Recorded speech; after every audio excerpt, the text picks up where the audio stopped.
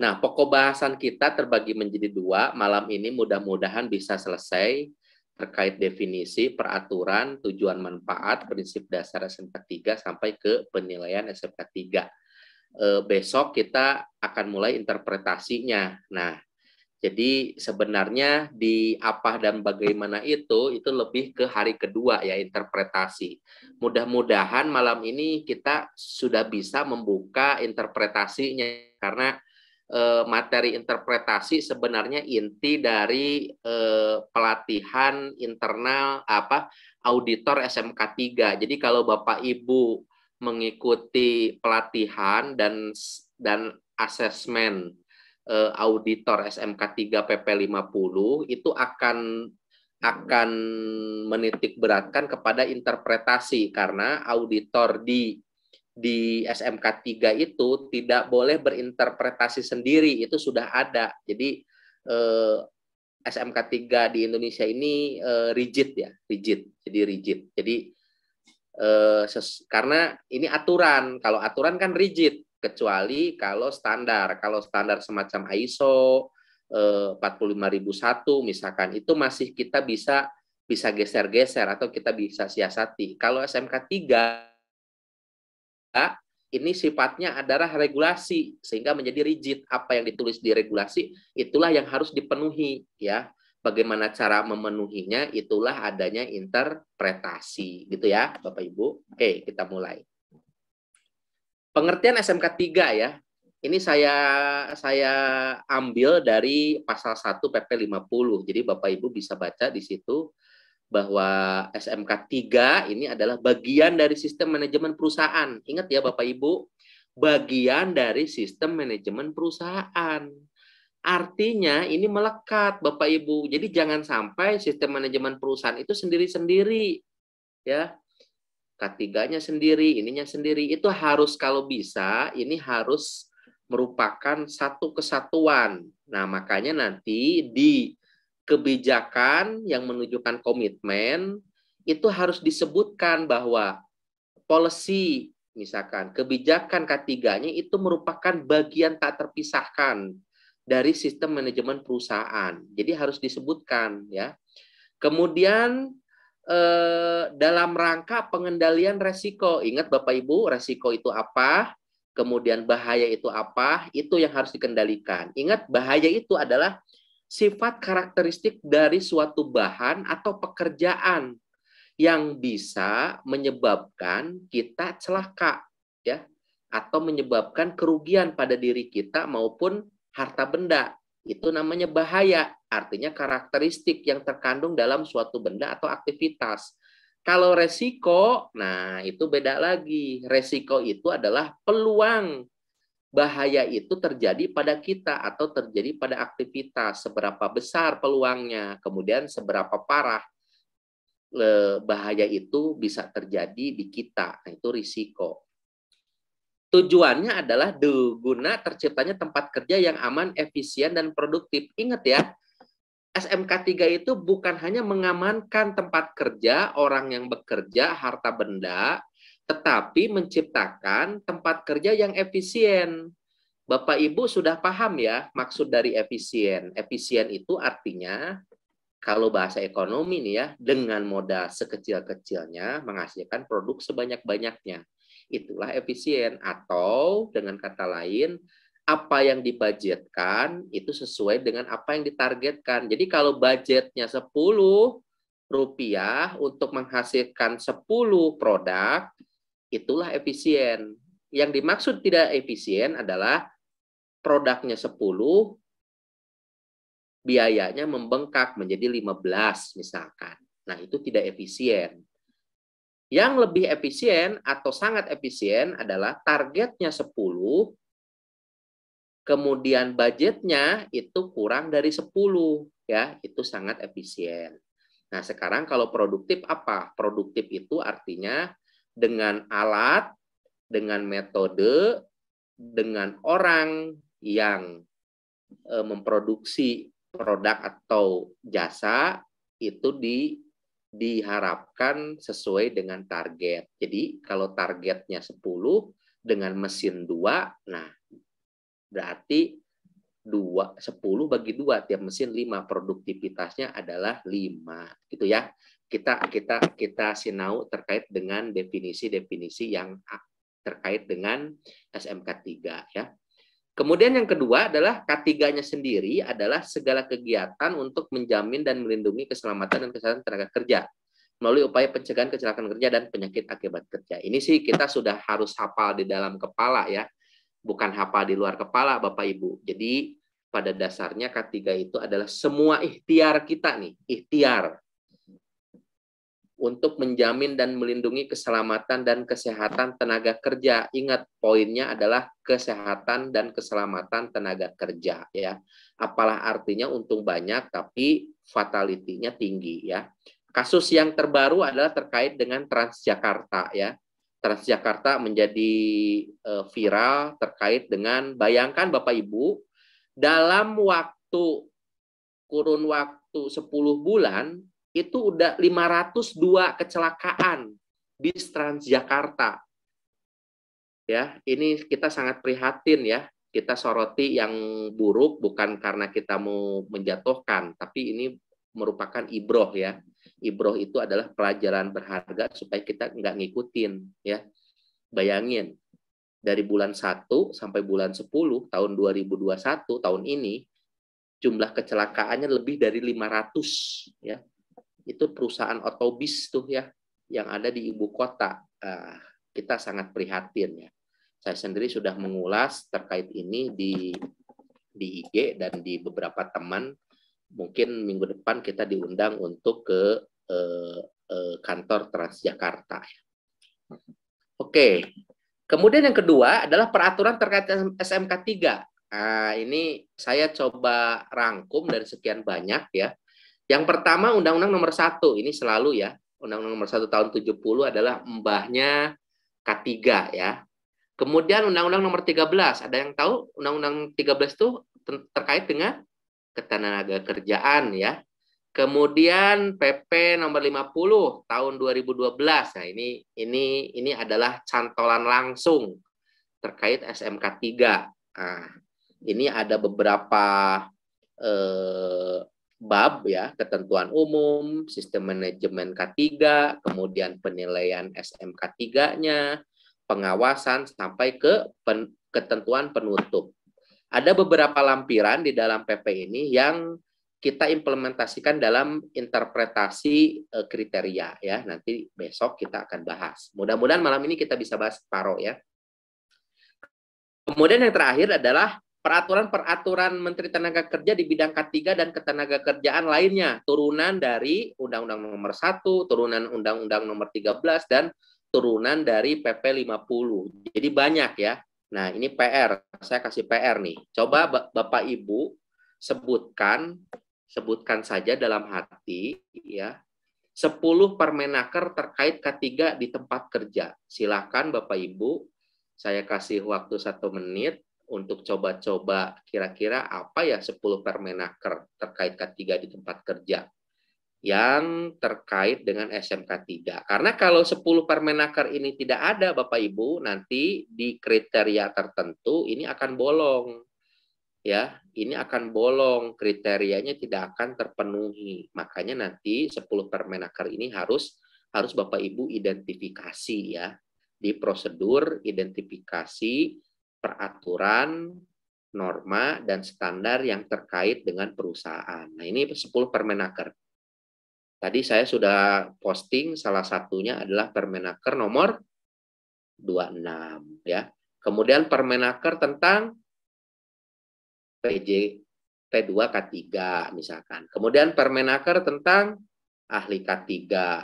Kemudian permenaker tentang APAR, betul. Permenaker tentang P3K. Permenaker tentang lingkungan kerja. Permenaker tentang MCU. Nah, ini benar nih. Ini benar. Baru 1, 2, 3, 4, 5. Om Fatoni sudah jawab nih. APAR, P3K, tanggap darurat, MCU, ahli K3. Baru 1, 2, 3, 4, 5. Ya. P2K3, 6. Kemudian apa lagi? Angkat angkut 7. Apalagi pelaporan insiden 8 ya. 2 lagi silahkan Bapak Ibu cari ya. Ini refreshing ya, refreshing ya, refreshing ya. Minimal ada 10 Bapak Ibu untuk memenuhi salah satu kriteria terkait dengan identifikasi regulasi di tempat kerja. Jadi kalau udah ada 10 Permenaker ditambah PP 50 ditambah Undang-Undang nomor 13 tahun 2003 ditambah Undang-Undang nomor 1 itu berarti sudah ada berapa nih? Sudah ada 13 regulasi terkait dengan SMK 3 ya. Nah, nanti Bapak Ibu tambahin lagi SNI misalkan ya. Saya mencatat itu ada sekitar 42 peraturan, norma, dan standar yang terkait K3 di tempat kerja. Nah, kenapa Kang Beni bisa nyebutin 42? Ini kerjaan, kadang kerjaan mingguan, kadang kerjaan bulanan ya. Saya ngaudit di tempat-tempat yang ditentukan ya. Kebetulan kalau untuk auditor SMK 3 biasanya ngaudit di tempat lain ya. Tempat lain biasanya kita punya pengalaman misalkan di perusahaan transportasi. Nah, Permenakernya beda lagi, nggak sekomplit yang tadi. Kalau komplit, paling komplit itu ada 42. Migas itu paling banyak ya. Migas paling banyak. Oke. Ada yang mau ditanyain terkait dengan peraturan Bapak Ibu? Tentang bahan B3, betul. Ada banyak pokoknya ya. Iklim kerja ya, jangan dilupakan ya. Kondisi kerja ya, kesehatan kerja ya, terkait dengan pengukuran, monitoring, measurement, baku mutu ya, kebisingan, pencahayaan dan lain sebagainya ya. Minimal ada 10 Bapak Ibu sebutkan. Nah, Bapak Ibu harus lihat di list, di daftar peraturan, kemudian norma dan standar yang ada di tempat kerja Bapak Ibu ya. Kalau jumlahnya kurang dari 13, itu berarti PPL ya. Zong gitu. Nanti kalau diaudit itu tidak memenuhi kriteria ya. Minimal ada 13, 10 Permenaker, ditambah PP 50, ditambah Undang-Undang 13, ditambah Undang-Undang nomor 1 tahun 17. Lanjut. Mohon izin bertanya, Kang Ben, boleh? Silahkan.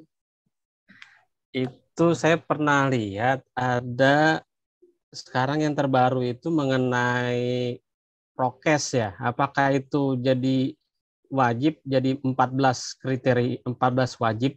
Tadi kan disebut 13 ya. Itu belum termasuk yang prokes COVID ya. Apakah itu sekarang jadi tambahan wajib atau gimana ya Kang Ben ya? Mohon pencerahannya. Terima kasih. Begini, kalau khusus untuk sebenarnya prinsip SOP identifikasi regulasi itu harus diupdate minimal paling telat 6 bulan sekali.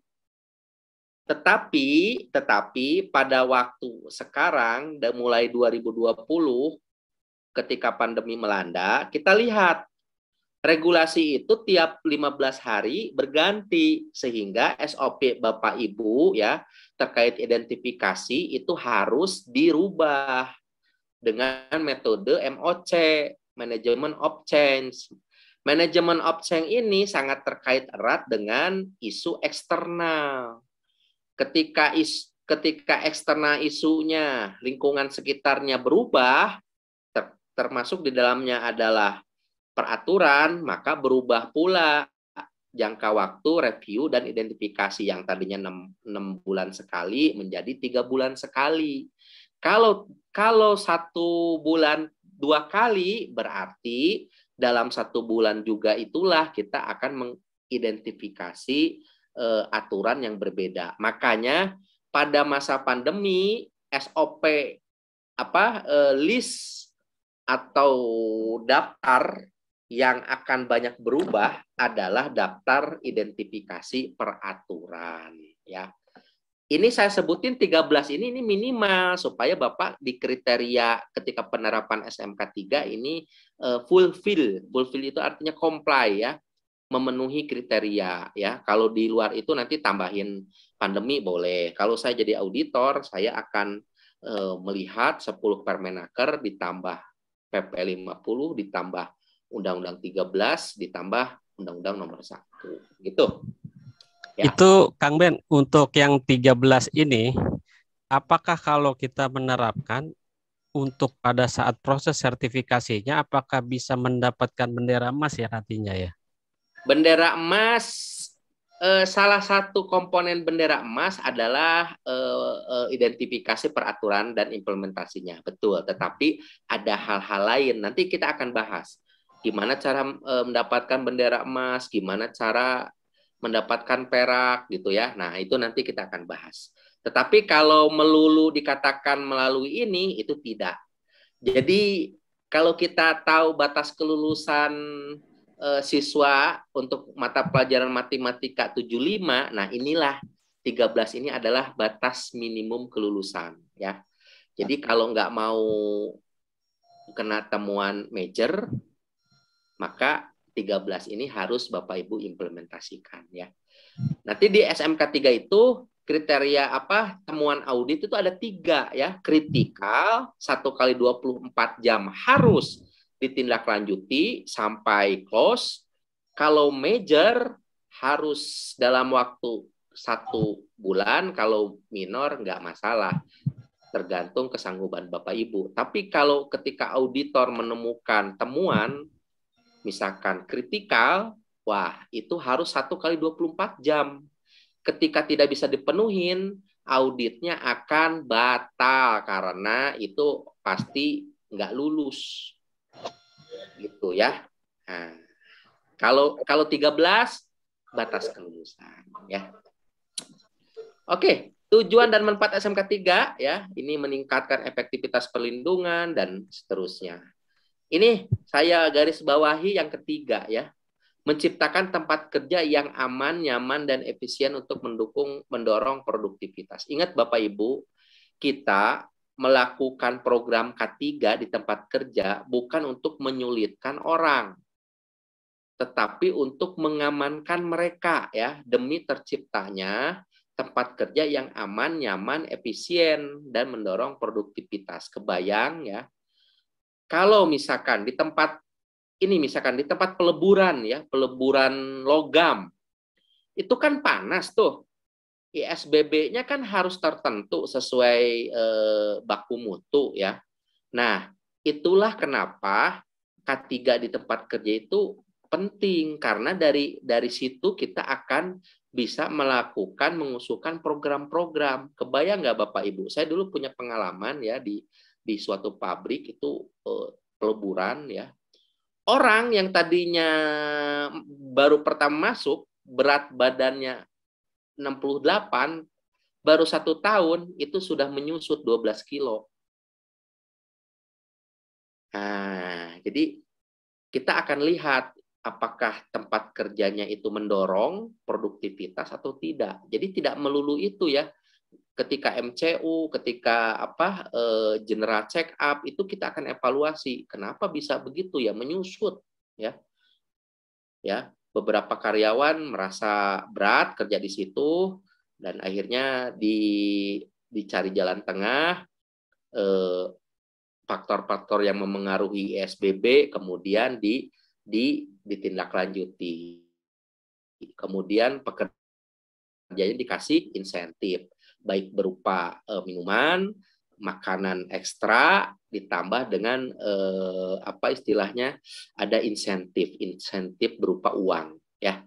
Itu banyak caranya ya. Tetapi itu awalnya ditunjukkan oleh orang safety bahwa ini terjadi sedemikian. Tadinya orang badannya gemuk ideal misalkan, ketika sudah kerja sekian bulan menyusut. Nah, itu salah satu case ya, salah satu case kasus. Kita lanjut ke prinsip dasar SMK 3. Ini ada 5. Yang pertama adalah penetapan kebijakan ya. Ini wajib ya. SMK 3 tanpa kebijakan K3 itu akan berbuah tidak lulus. Kemudian perencanaan K3 sama ya. Kemudian pelaksanaan dari rencana K3 ya. Keempat adalah dipantau dan dievaluasi kinerja K3-nya. Jadi rencananya apa, diimplementasikan, kemudian setelah sekian waktu dipantau dan dievaluasi. Kemudian yang terakhir, peninjauan dan peningkatan kinerja SMK 3 ya. Kinerja itu performance ya, ditunjukkan oleh apa? Oleh objektif dan target K3. Dalam ilmu K3 dikenal dengan lagging indikator ya. How to-nya, bagaimananya, program-programnya itu adalah leading indikator ya. Jadi Bapak Ibu sudah harus paham itu ya. Kita selalu bicara lagging dan leading indikator. Apa itu? Nah, itu adalah satu, ketika ngomongin lagging itu adalah objektif dan target berupa angka-angka. Jadi tidak boleh ada objektif dan target itu berupa narasi, ngawang-ngawang ya. Harus berupa angka, tidak boleh tidak ada angkanya ya. Misalkan mencegah kecelakaan kerja, angkanya berapa Om? Nah, itu harus di state ya. Kemudian bagaimana cara mencegah kecelakaan kerja dengan angka misalkan kecelakaan kerja turun. Nah, dari 10, tadi kita ngomongin Transjakarta ya. Dari 502 menjadi 10 misalkan. Nah, berarti kan turunnya berapa tuh ya? Beratus-ratus lipat. Nah, itu bagaimana caranya? Nah, itu ada di leading indikator ya. Bapak Ibu sering membuat leading indikator kan ya? Misalkan toolbox meeting daily ya, harian. Kemudian apalagi inspeksi mingguan misalkan ya. Kemudian audit misalkan 3 bulanan misalkan. Konsultasi dan meeting konsultasi dengan pihak ketiga misalkan dengan tenaga ahli tiap 3 bulan misalkan ya. Evaluasi HIRA misalkan tiap 3 bulan. Nah, itu adalah cara program. Nah, untuk mencapai lagging indikator, misalkan fatality, FRSR, near miss ya, banyak ya. Silakan Bapak Ibu lihat lagi ya, OTP K3-nya objektif dan target program K3 itu sebenarnya Bapak Ibu jangan ngawang-ngawang ya ketika nyusun itu. Bapak Ibu harus ngambil itu dari HIRA. Dari HIRA DC ya. Kalau enggak nanti enggak nyambung. Programnya apa, targetnya apa, HIRA DC-nya apa. Jadi kayaknya nanti akan terlihat HIRA DC-nya dokumen sendiri, OTP K3-nya dokumen sendiri, lagging leading indikatornya juga dokumen sendiri. Jadi nanti akan kelihatan ya. Saya selalu menyarankan program yang Bapak Ibu ambil OTP K3-nya itu diambil dasarnya itu dari HIRA DC ya. Jadi jangan kemana-mana, stick to the plan. Lihat identifikasi bahayanya apa, penilaian resikonya apa. Kita itu pada hakikatnya semua program yang dijalankan itu untuk menangani, memanajemeni, menghandle resiko. Ya. Ini banyak kasus di berbagai perusahaan yang sudah saya temui, itu dokumen HIRA itu sendiri, berdiri sendiri. OTP K3 berdiri sendiri, ya. Lagging dan leading indikator berdiri sendiri. Nah, Bapak Ibu mulai hari ini, besok, Bapak Ibu silahkan lihat lagi HIRA DC-nya kayak apa, itu harus nyambung dengan OTP K3 ya. OTP K3 nanti akan nyambung lagi dengan lagging dan leading indikator ya. Jadi jangan ngawang-ngawang ya. Seakan-akan ini dokumen berdiri sendiri. Nah, ini nanti kita akan cek dari SOP ya. SOP-nya bagaimana bunyinya? Risk assessment, misalkan identifikasi SOP terkait identifikasi bahaya dan penilaian resiko. Nah, ini harus nyambung dengan SOP OTP K3. Kalau nanti nggak nyambung, nah ini akan jadi masalah. Nanti hasilnya adalah terkesan dokumen HIRA, dokumen OTP K3 itu berdiri sendiri-sendiri, ya, nggak nyambung. Misalkan ya, programnya apa Bapak Ibu yang di tempat kerja?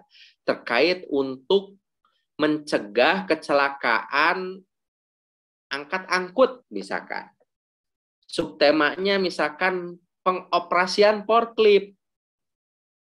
Ketemu di HIRA pengoperasian forklift itu resiko tinggi. Programnya apa di situ? Determining controlnya. Misalkan menerapkan Pokayoke. Misalkan Pokayoke itu error proof ya. Ini contoh kasus nih ya. Kecepatan di dalam pabrik untuk forklift itu maksimal 20 km per jam. Bagaimana cara memastikan 20 km per jam? Itu dengan Pokayoke. Pokayoke itu error proof. Jadi dia memodifikasi pedal gasnya. Sekenceng-kencengnya pedal gas diinjak, mentoknya di 20 km per jam. Itulah Pokayoke. Jadiin program. Nah, nanti di leading indikator, itulah yang disebutin lagi. Apa? Membuat improvement di alat angkat angkut. Gitu loh ya. Jadi jangan how to-nya itu general. Apa? Misalkan ya safety patrol. Ya oke lah safety patrol harus ada. Tetapi program yang real untuk itu apa? Misalkan yang tadi ya studi kasusnya adalah misalkan mencegah kecelakaan di tempat kerja. Sub temanya adalah misalkan alat angkut. Sub temanya lagi terkait dengan pengoperasian forklift misalkan ya. Banyak ya. Satu sub topik itu mungkin dihiranya bisa 8 sampai 10 item. Contohnya forklift ya. Forklift identifikasi bahayanya apa? Kalau kita mengoperasikan forklift nih, identifikasi bahayanya apa dari mengoperasikan forklift? Yang tadi deh. Identifikasi bahaya. Overspeed. Nah, misalkan ya, overspeed. Bahayanya overspeed. Resiko dari overspeed apa? Menabrak gitu ya, slip ya. Nah, kayak gitu-gitu, Pak. Jadi harus nyambung, Pak ya. Ingat, bahaya adalah sifat atau karakteristik dari suatu benda, material, atau aktivitas. Ingat bahasanya ya, itu. Sehingga kita ketika mengidentifikasi bahaya, misalkan pengoperasian forklift, aktivitasnya pengoperasian forklift. Identifikasi bahaya adalah overspeed, misalkan ya. Nah, resikonya apa? Misalkan menabrak, slip. Nah, nanti determining controlnya apa? Ya, untuk overspeed apa determining controlnya? Misalkan yang tadi Pokayoke, aturannya sudah ada, menetapkan batas kecepatan maksimum forklift di area pabrik sebesar 20 km per jam. Nah, satu menetapkan batas maksimum kecepatan, yang kedua membuat Pokayoke yang tadi itu memodifikasi ya, mensiasati pedal gas forklift sekencang-kencangnya ya, sekencang-kencangnya 20. Kan bisa tuh ya, di tempat kami dulu itu dilakukan. Orang maintenance-nya kerjasama dengan orang engineering, kemudian diuji coba dan berhasil ya. Sekencang-kencang injak pedal gas ya 20 km per jam ya. Nah, itu salah satu cara ya. Itu keterkaitan antara HIRA program dengan objektif OTP K3 ya. Nah, dari situ harus dipantau dan evaluasi. Dipantaunya bagaimana? Untuk memantau program yang tadi, apakah misalkan bulanan, harian, mingguan, atau tahunan. Apa yang dipantau? Satu, kecelakaannya. Kecelakaan apa? Kecelakaan dari pengoperasian forklift. Ada enggak? Kalau enggak ada, berarti bagus. Ya. Kalau ada, nah besarnya berapa? Dibandingkan dengan yang sudah-sudah. Apakah turun? Berarti bagus. Gitu kan? Berhasil ya. Gitu Pak. Jadi harus ada dipantau. Nah itulah dari D. Nah kemudian yang E-nya peninjauan dan peningkatan kinerja SMK 3. Ketika kinerjanya membaik, ya sebutkan membaik. Kalau kinerjanya memburuk, sebutkan memburuk. Dan itu harus diinvestigasi. Kenapa memburuk? Kita sudah merencanakan. Jangan-jangan HIRA DC kita nggak tajam nih, ya. Asal, misalkan ya. Jangan-jangan penentuan residual risk-nya malah nggak dilakuin, gitu ya. Resiko sisa itu tidak dinilai lagi. Padahal resikonya masih tinggi, ya. Jadi turun dari resiko level tinggi ke level menengah. Turunnya cuma satu, tapi melewati kriteria tinggi ke menengah. Kan tanggung ya.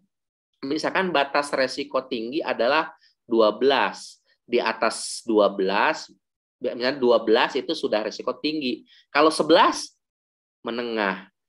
Itu determining control yang ditetapkan cuma nurunin resikonya ke level 11, ya, tanggung. Jadi kalau bisa Bapak Ibu nurunin resiko itu ya 3 lah ya, 3 poin gitu ya. Jangan cuma 1. Kalau 1 itu resiko sisa itu pasti masih tinggi itu ya, karena biasanya semu tuh.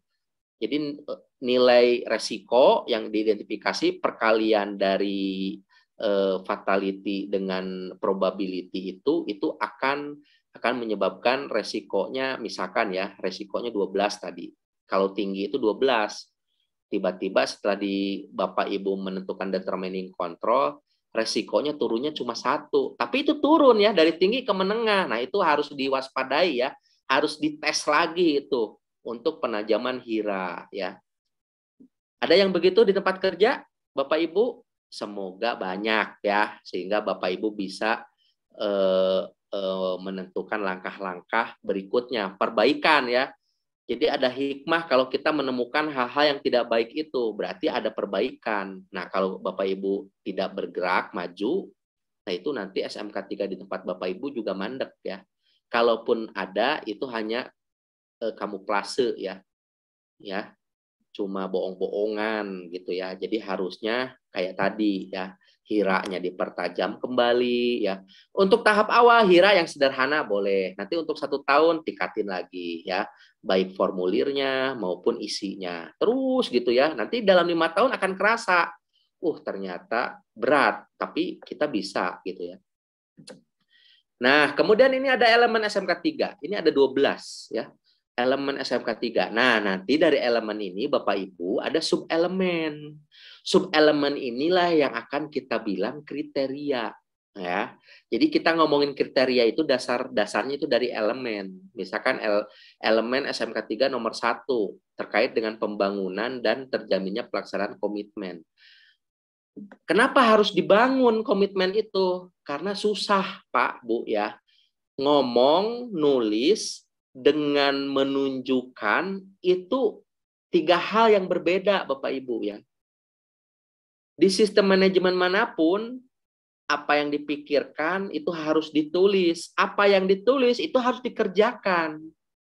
Tanpa 3-tiganya itu sistem manajemen apapun itu akan hancur ya. Kalaupun ada itu cuma kertas-kertas aja ya. Makanya komitmen itu harus dibangun. Nggak apa-apa, sedikit, ya sesuai kemampuan ya, tapi harus dibangun. Kalau enggak, itu percuma ya. Kemudian terjaminnya pelaksanaan komitmen. Nah, bagaimana? Yang tadi. Makanya Bapak Ibu ketika kita mau menerapkan, mengimplementasikan SMK 3, yang paling awal harus di training bukan operator. Ya.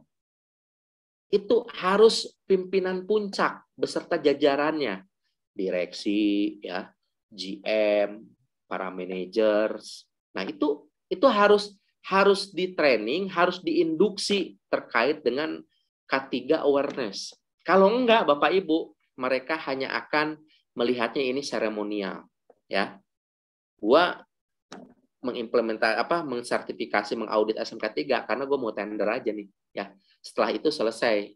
Nah, itu makanya itu harus dibangun komitmen itu. Apa yang dipikirkan, ditulis, apa yang ditulis itu dikerjakan ya. Itu. Kalau Bapak Ibu sudah terbiasa, kapanpun, dimanapun, dalam situasi apapun, Bapak Ibu akan menerapin itu. Apa yang dipikirkan, ditulis, setelah ditulis, diterapkan. Ya. Makanya Bapak Ibu, handphone itu memorinya banyak, jangan cuma foto doang. Ya. Kalau bisa, kasih caption. Terkait apa ini? Nah, itu. Belajar itu ya, dalam 1 tahun itu akan mengasah Bapak Ibu supaya ajeg ya, apa yang dipikirkan ditulis, apa yang ditulis itu dikerjakan. Itu yang akan menuntun Bapak Ibu menjadi orang yang tertib. Pikirkan, tulis. Setelah tulis, lakukan. Apalagi kalau ingatan kita tumpul. Nah, saya dulu sering bawa-bawa notebook ya, buku saku. Apa yang saya ingat waktu itu saya tulis. Jadi ada jurnal, saya punya jurnal. Sampai hari ini dengan bantuan Google, saya punya jurnal harian. Apa yang saya kerjain hari ini, apa target harian saya, itu saya tuliskan. Sehingga kalau orang bertanya, Pak, saya waktu tanggal 23 itu saya ngirim dokumen ke Bapak. Saya akan buka lagi tanggal 23 di Google. Oh, iya benar. Pak Irwan kirim saya dokumen, saya belum review. Nah, gitu ya. Itu teknologi harus bisa menunjang Bapak Ibu ya, menunjang aktivitas Bapak Ibu. Tidak melenakkan ya, tidak melalaikan kita dari apa yang kita tuju ya. Itu harus menjadi tools bagi kehidupan kita, tentunya yang positif ya, bukan yang negatif. Oke? Lihat di sini ada standar pemantauan nomor 7 saya ingin garis bawahi. Kenapa? Karena pemantauan inilah yang akan 7 sampai 10 7 dan 10 inilah yang menjadi budget K3 di operasional. Apa itu? Misalkan pengukuran udara kerja, pengukuran panas kerja, pengukuran gizi kerja, pengukuran pencahayaan, pengukuran apalagi? Banyak ya pengukuran ya. Coba kira-kira ada berapa measurement atau pengukuran terkait dengan K3 di tempat kerja? Yuk, ada yang mau share? Ngukur apa aja Bapak Ibu terkait K3 di tempat kerja? 1, ngukur pencahayaan. Pak Alfian, ergonomi. Siap. Ini yang jarang nih, Alfian. Pencahayaan, betul. Pencahayaan diukur pakai apa ya? Suhu, betul. Debu, getaran, bising. Oke. Pencahayaan dengan satuannya lumen. Ngukurnya pakai lux Meter, Pak. Lux meter, betul. Jadi Bapak Ibu kalau ada kata-kata di belakang kata meter, oh berarti itu alat ukur ya. Alat ukur. Desibel. Kalau kebisingan pakai apa? Sound level meter gitu ya. Kelembaban pakai apa Pak Rizky? Kelembaban ngukurnya. Jangan bilang pakai termometer loh ya. Di saya suhu dingin, siap. Psikososial. Nah, ini yang agak jarang orang ngukur psikososial, tingkat stres. Ada yang di tempat kerjanya ngukur tingkat stres pekerja? Belum sampai, Kang Ben. Ada, Pak, ada. Ah, bagus Pak. Nanti tularkan Pak ya di workshop selanjutnya kita akan ngomongin psikososial nih. Jarang orang mengukur ini. Di Hira DC-nya aja psikososial itu nggak ada. Biasanya suka nggak ada. Bukan biasanya ya, kebanyakan tidak ada ya. Kebayang nggak Pak Satpam diukur psikososialnya? Tingkat stresnya tinggi loh. Ya, kita jangan suka meremehkan profesi orang nih. Ternyata tingkat stres para security kita itu melebihi tingkat stres direksi. Kemudian termohigrometer, ya siap. Petir, pakai lightning detector. Waduh, ngeri juga ya kalau ngukur petir ya. Buat apa ya diukur petir ya? Maksudnya mungkin ini. Oke ya. Kalau saya bisa simpulkan, ngukur-ngukur itu Pak, ada 8 yang wajib, 11 yang sunnah. Jadi kalau ditambah 4 jadi plus yang sunnahnya ya. Banyak. Untuk aktivitas lifting dan iya betul ya Pak. Siap. Oke ya.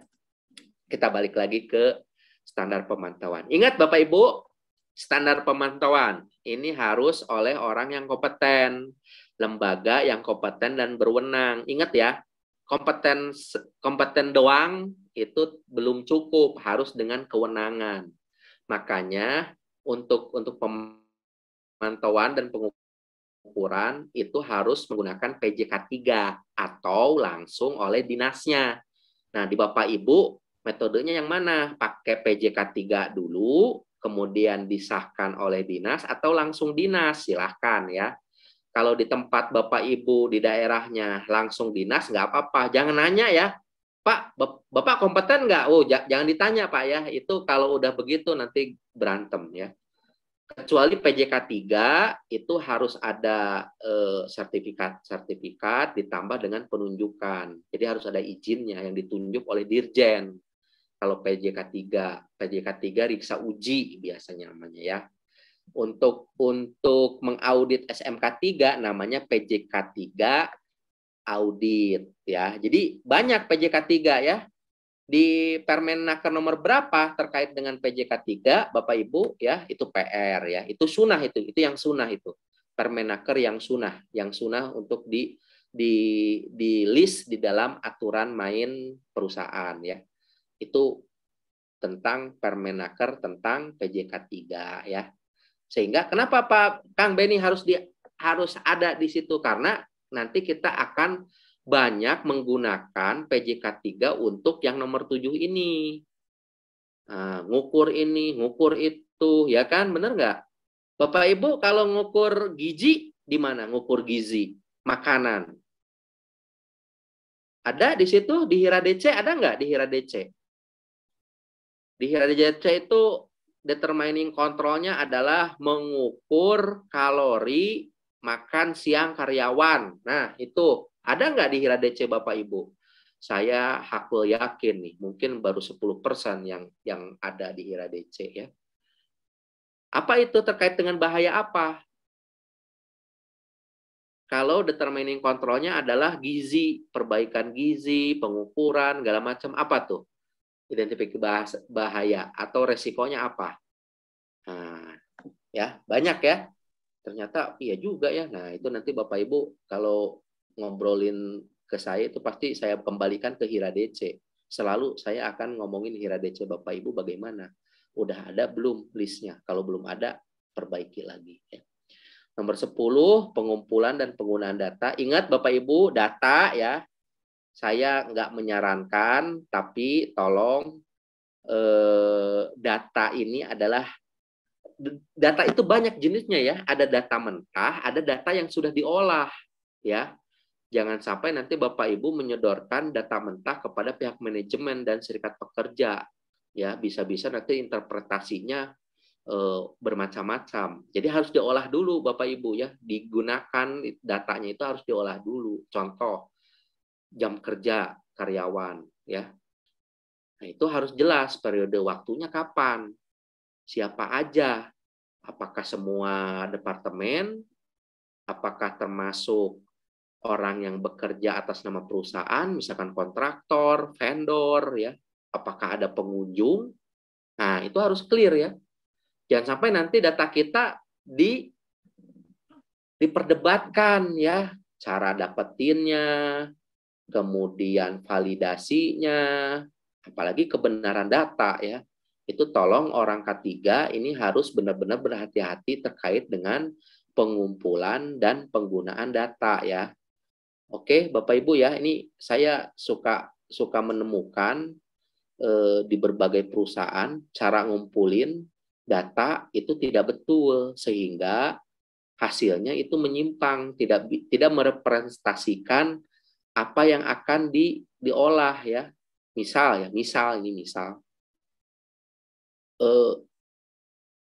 tingkat stres. Tingkat stres ini semua orang diukur.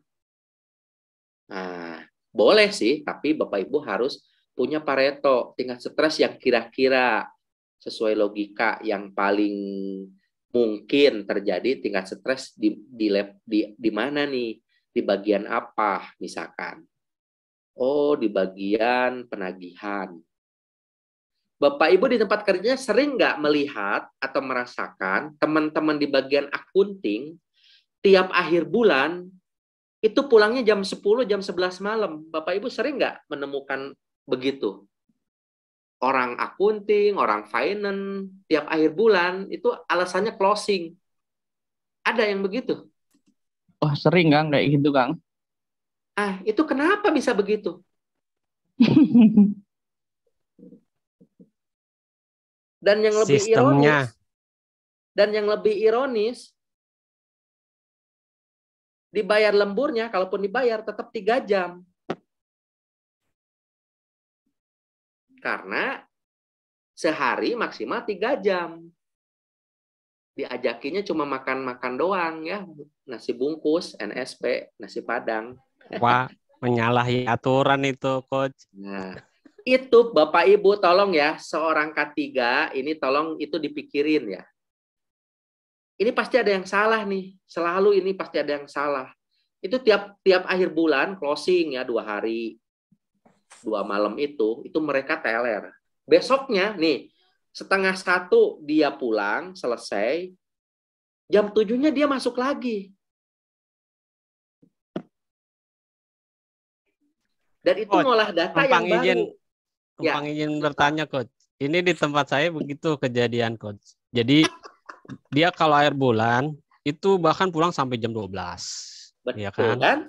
Terus kita sempat waktu itu diskusi dengan pimpinan. Cuma kata pimpinan memang ya sistemnya juga karena udah memang harusnya begitu setiap akhir bulan. Cuma kita juga menyarankan untuk adanya semacam fatigue management gitu loh. Jadi kayak untuk supaya karyawan tuh tidak lelah, pulang nggak kecelakaan karena lelah bawa mobil atau motor mungkin ngantuk ya.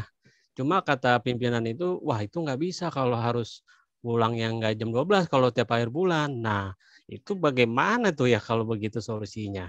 Mungkin bisa ada solusi nih dari Kang Ben nih. Terima kasih Kang Ben. Nah, itu satu, ngumpulin data dulu. Datanya kayak apa? Apa sih yang lu kerjain? Lu ngerjain apa sih sampai jam 12 itu? Ini Kang, wah ngerekap lagi. Lu nggak bisa yang ngerekap dari mulai tanggal 15, 16, 17. Nggak bisa Om, itu udah habis waktunya dengan input-input. Oke, tulis masalahnya. 1. Nah, gitu. Jadi Bapak Ibu, makanya Bapak Ibu dalam suatu investigasi ya, yang akan dicari tahu itu adalah penyebab dasar, basic root cause, bukan yang remeh-temehnya, tapi basic root cause-nya. Nah, Bapak Ibu coba ya nanti. Makanya saya bilang ya, orang K3 itu harus implementatif. Jadi kalau sampai nih, mohon maaf ya, kalau sampai Bapak Ibu, kecelakaan kerja saya 0 gitu ya, segala macam. Saya akan nanya ke perusahaan yang sudah advance ya. Tiap bulan orang akuntingnya suka pulang malam-malam nggak Pak? Masih Pak, masih. Masalahnya gini Pak, kita maju. Wah kita dengan bangga. Itu menyalahi aturan, Bos. Nah, nanti ya, ini saya sudah terapkan di perusahaan. Jadi saya selalu bilang, kuncinya adalah disiplin. Ya, semua pihak setor dokumen harus tepat waktu, kemudian ngolah harus tepat waktu. Kalau nggak ada skip, overdue ke bulan berikutnya. Terus aja begitu. Dan itu harus dikasih penalti. Makanya Pak, Bu, dulu ya kami ini strict banget. Saya tuh ngomong ya ke orang finance, lu kalau memang begitu, coba atur input setiap, jadi dalam waktu hari kerja kamu itu ya 8 jam ya, input itu bisa nggak 3 jam aja? Sebenarnya bisa kalau nggak ada intervensi suruh ngini suruh ngitu. Oke, catat lagi. Sampai akhirnya Pak, intervensi tiap hari itu berkurang. Tadinya 7 berkurang jadi 7, jadi 5 berkurang jadi 3. Nggak mungkin hilang, tapi ya angkanya 1 sampai 3. Jadi pimpinannya tuh kadang, Fani, tolong ini, tanyain itu, ke sana, ke sini. Waduh, kasihan, input datanya terbengkalai ya. Orang akunting itu, Pak, ternyata stresnya itu kedua setelah security. Nanti di grup ya akan saya share terkait dengan bagaimana cara mengatasi closing yang overdo gitu ya. Oke, Pak? Nanti saya kasih itunya, apa tata caranya. Karena itu dulu saya jadi proyek itu. Saya ngomong ke orang safety saya. Ki, tolong itu orang akunting itu selalu pulang malam, kenapa ya? Saya nggak mau tuh begitu. Ya. Jadi proyek kamu nih tahun 2017 adalah meniadakan itu ya, meniadakan itu. Gimana caranya? Lu bantuin.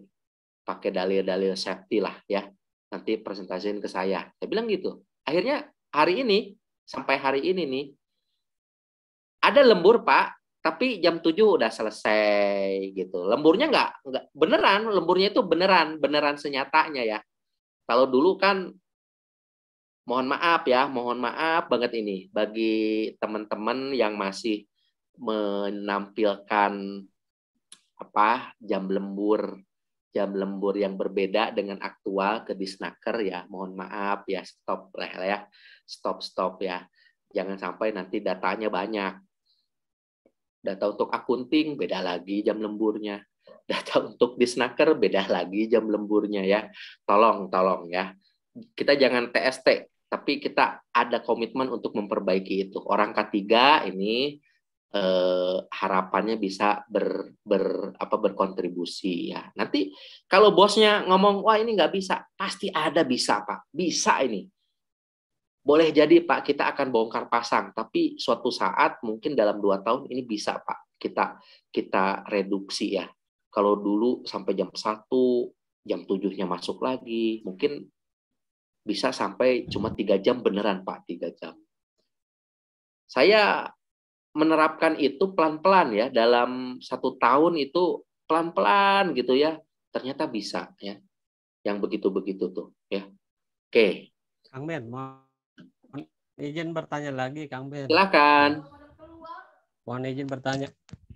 Nah, itu kan tadi masalah closing ya. Nah, bagaimana kalau di unit-unit operasional tertentu di perusahaan, dia itu harus mulai masuk, misalkan harus sudah mulai stay itu jam 5 pagi misalkan.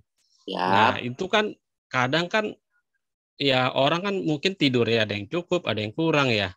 Nah, itu kita juga sempat waktu itu juga diskus masalah itu. Cuma kan alasan dari pimpinan itu karena memang SOP operasionalnya udah seperti itu. Nah, itu kalau tadi kan closing bulanan. Nah, ini kalau yang hariannya seperti itu bagaimana ya, Kang Ben ya? Nah, pencerahannya nih. Satu ini pengaturan jam kerja dan regu kerja. Jadi gini Bapak Ibu, kalau Bapak Ibu berkesulitan terkait begitu, Bapak Ibu harus menerapkan WLA, work loading analysis. Ketika dia masuk jam 5 hanya untuk persiapan, padahal mulai kerjanya jam berapa sih? Mulainya jam 5 Teng. Mulainya jam 5 Teng. Iya. Nah, begini ya. Di beberapa tempat yang begitu itu untuk tahap awal memang ada ya. Tetapi itu sebagai task force sambil si manajemennya menemukan formula yang baru ya. Saya dulu ini mengibaratkan regunya dalam 1 hari dibagi 4. Memang Pak, Bu, nanti akan nambah lagi orang. Tapi harusnya jam 5 itu Teng, itu kalau 8 jam berarti sampai jam 5, 6, 7, 8, 9, sampai jam 1. Harusnya jam betul, 1 udah selesai ya? Dong pulang. Ya, betul. Cuma terkadang dari karyawan itu dalam beristirahat suka kurang disiplin nih Kang Ben nih.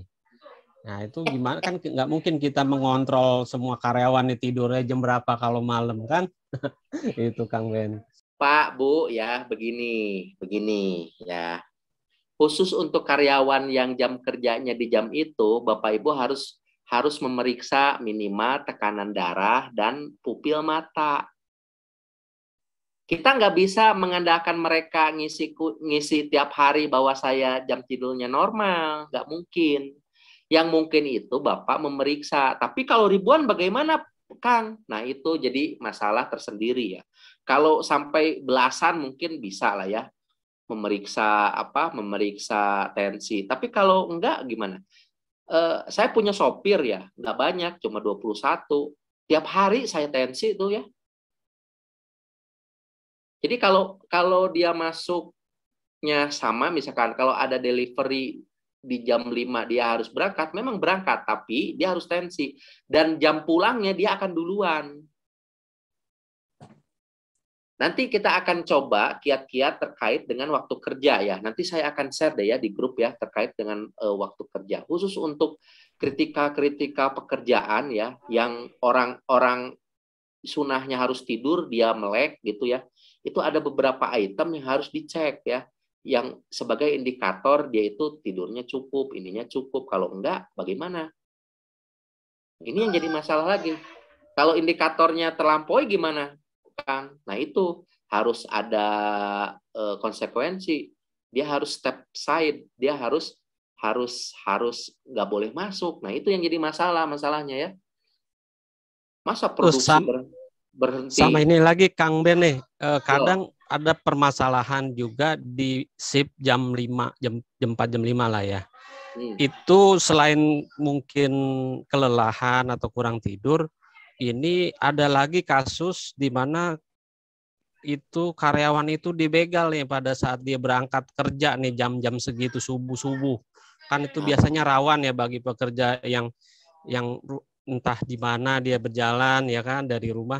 Itu di tempat saya sering ada beberapa kasus dalam 1 bulan itu ada 5 kali karyawan itu di jam begitu subuh dibegal dia. Itu sering banget kejadian. Nah itu bagaimana tuh kalau begitu Kang Ben? Bapak Ibu ya, ketika hal itu terjadi, Bapak Ibu yang pertama data ya, data berapa kasus dalam sebulan dia kena begitu.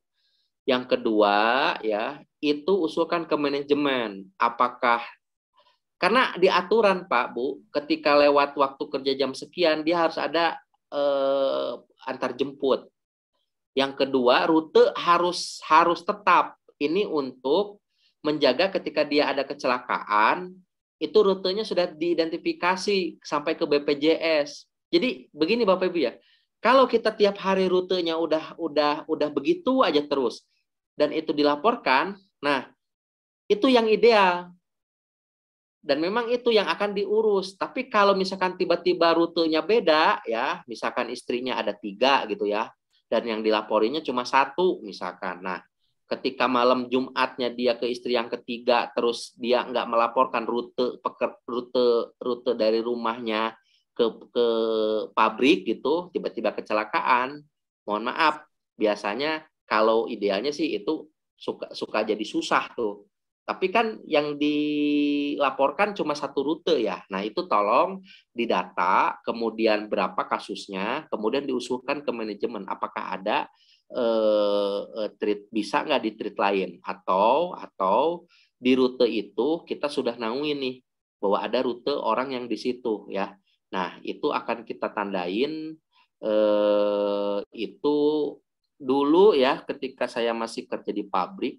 2001 itu begitu memang. Jadi dari Bekasi mau ke arah Pulau Gadung. Nah, itu yang shift malam itu memang suka dicegat orang. Kemudian beberapa kali kita data, kemudian diajukan ke manajemen, akhirnya dikasih elef.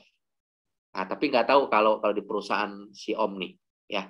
Tapi yang jelas didata dulu Om, didata dulu sehingga membentuk suatu statistika, kemudian dicari jalan keluarnya. Jalan keluarnya itu jangan tanggung ya. Bapak Ibu usulin misalkan ada antar jemput, berapa biayanya yang harus dikeluarkan untuk antar jemput, berapa ininya, berapa itunya. Jadi komprehensif sehingga nanti manajemen bisa memutuskan. Yang paling enak itu diusulkan lewat SP, Serikat Pekerja, dalam meeting P2 K3.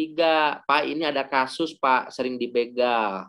Begini, bagaimana Pak? Kita usulkan program ini. Biayanya mungkin perusahaan akan nambah sekian. Kalau bisa ya ini diusulkan. Nah, itu akan menjadi suatu poin penting bagi orang QHSE nih di tempat kerja ya. Nanti itu contoh kasus itu sudah saya teliti ya, dan itu diterapkan. Itu benar nih. Nanti saya juga share nih. Mudah-mudahan datanya masih ada. Karena itu udah jadul banget nih. Tahun 99 musim kerusuhan sampai 2001. Jadi pabriknya waktu itu saya masuk pabriknya rame. 2.400 orang. Tiba-tiba 99 turun cuma 620 orang. 2001 naik lagi jadi 1.200 kalau nggak salah. Ya. Nah, itu begitu kendalanya. Nah, di awal-awal itu banyak begal di daerah Jalan Raya Pulau Gadung ke arah Bekasi itu. Dulu ya.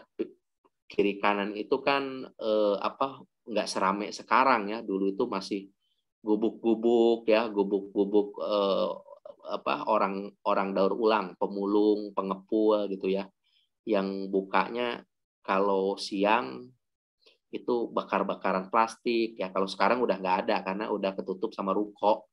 Kalau dulu Bapak Ibu, waduh, saya kalau berangkat kerja tuh ya dari Bekasi ke Pulau Gadung, itu H2C, harap-harap cemas ya. Zaman masih Astrea atau Grand. Oke Bapak Ibu, nanti itu saya share ya. Jadi saya punya PR 2, men-share 1 yang tadi, kemudian yang kedua terkait dengan studi kasus jam kerja ya. Oke, ada lagi yang lain terkait elemen SMK 3?